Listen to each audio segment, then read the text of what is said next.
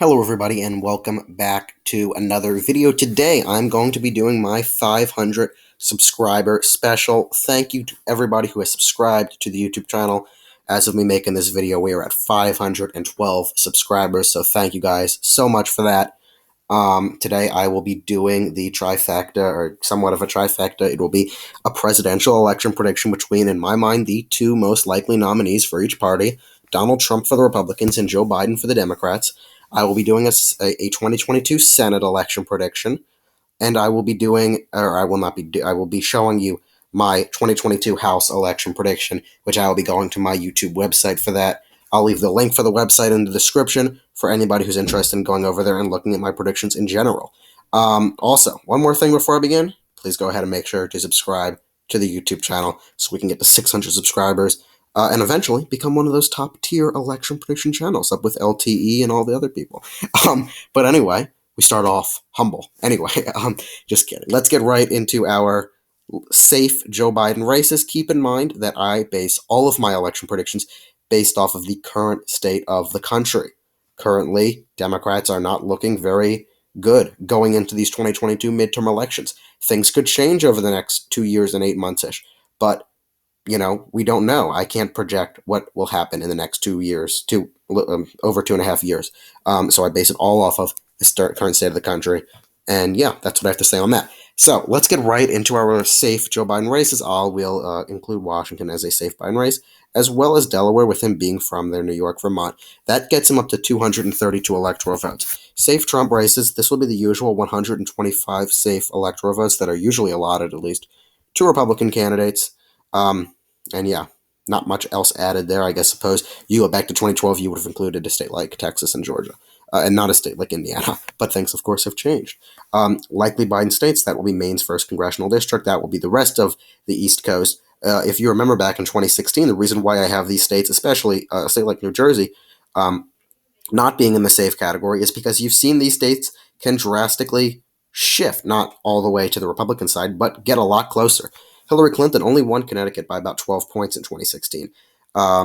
Chris Christie was elected governor of New Jersey in 2021, just a few months ago, really.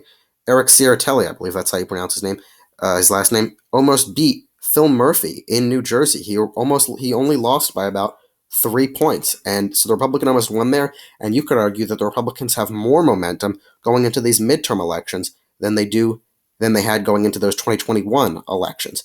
But yeah, so that's why I put New Jersey in the likely category, as well as the state of Oregon. That is another state that has that, when you go back to 2016, and also with the governor, Kate Brown, she had a relatively close race for her governorship in 2018. Hillary Clinton only won Oregon by about 12 points as well. And Illinois is also a likely category. Republicans had a senator there not too long ago. They lost in 2016, but, relatively speaking, that was not too long ago. Likely Trump states. These will be getting him up to 219 electoral votes. This includes Iowa, Ohio, Maine's 2nd Congressional District. Donald Trump is very popular in those rural regions of the country. He's also popular in the Rust Belt. He has a pretty nationwide appeal. The only downside about Trump is, while he does really get the turnout, he turns the turnout up. But the thing is, he turns it up for both sides of the aisle. He gets a lot of Republicans to come out, but he gets a lot of Democrats to come out and vote against him. Texas, I think you could see that still remaining in Trump's category by more than 5 points. It's really going to depend on the ground game they have there. You've seen what's happened in Florida. Florida has had a drastic shift to the right, and that's thanks to Donald Trump and his ground game in 2020. He did have a significant role in that, but that is also in large part thanks to Ron DeSantis.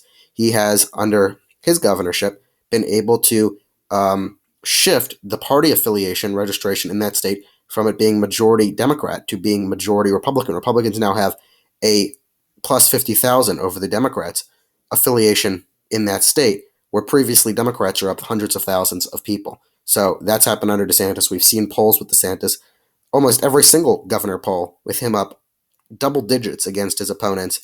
When you go back to 2018, he only won by less than a point. Mind you, that was a blue wave year. But when you look at that swing in Florida, that swing with Cubans and Venezuelans and Hispanics in general, which is what you're going to see also in the Southwest, Florida and Texas will both remain. In Florida, it will become a likely state, and Texas will remain a likely state. Also, my bad, I forgot to include Colorado as a likely Democrat state. That will also be likely Democrat.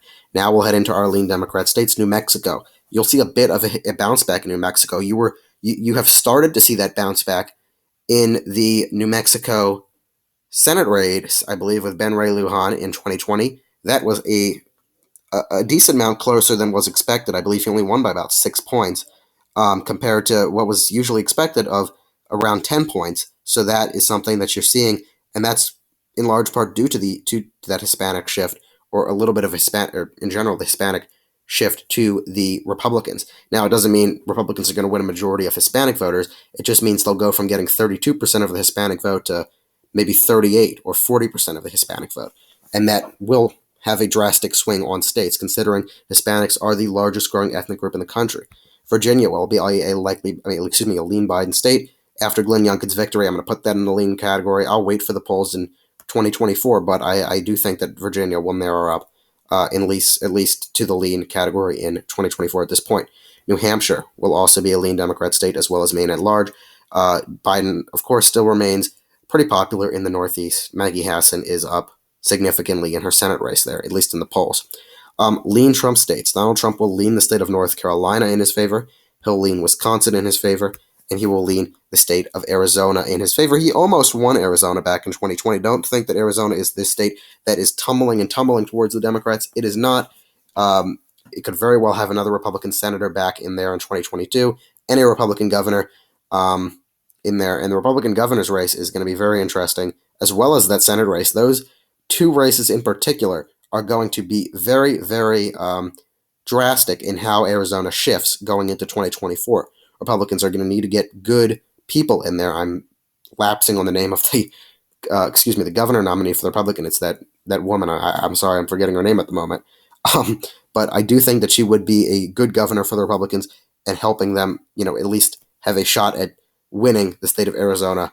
Doug Ducey, of course, is not running again, so it's going to be very important that they have a good person there, at least for the Republicans. Anyway, let's head into our tilt states.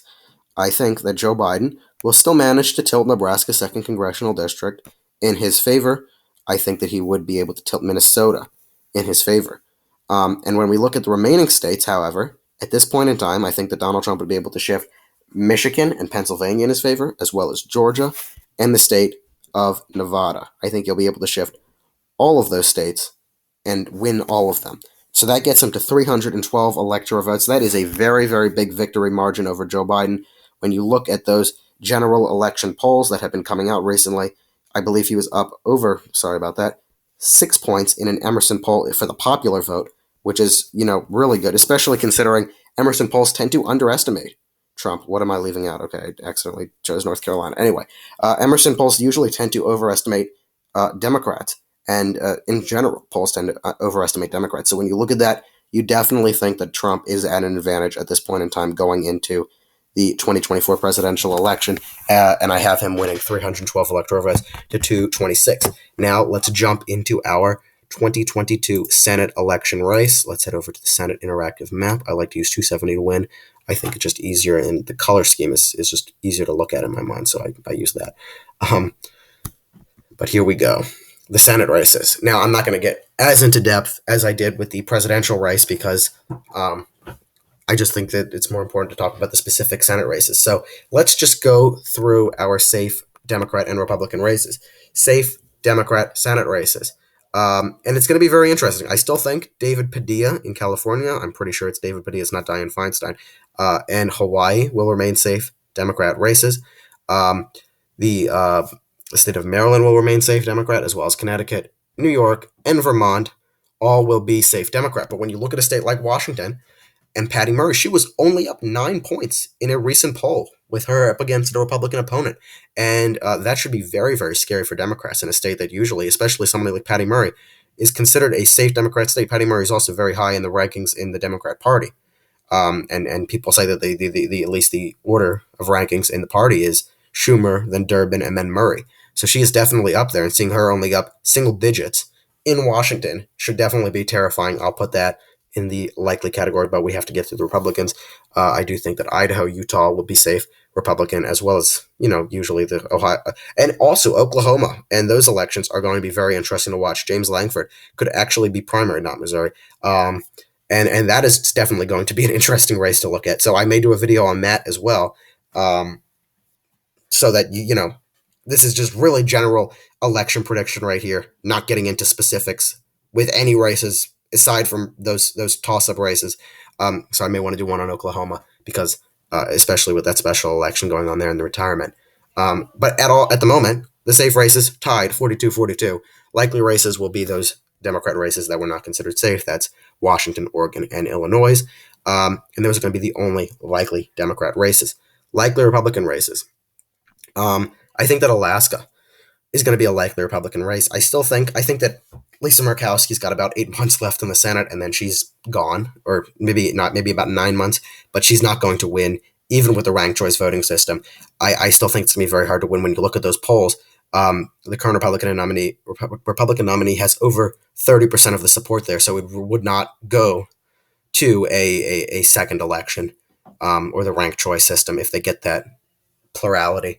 And that would end it for Murkowski. So I don't think she has much of a shot there. I know Mitch McConnell, I believe, endorsed her, but Trump is definitely going to be going after her. That's one of the major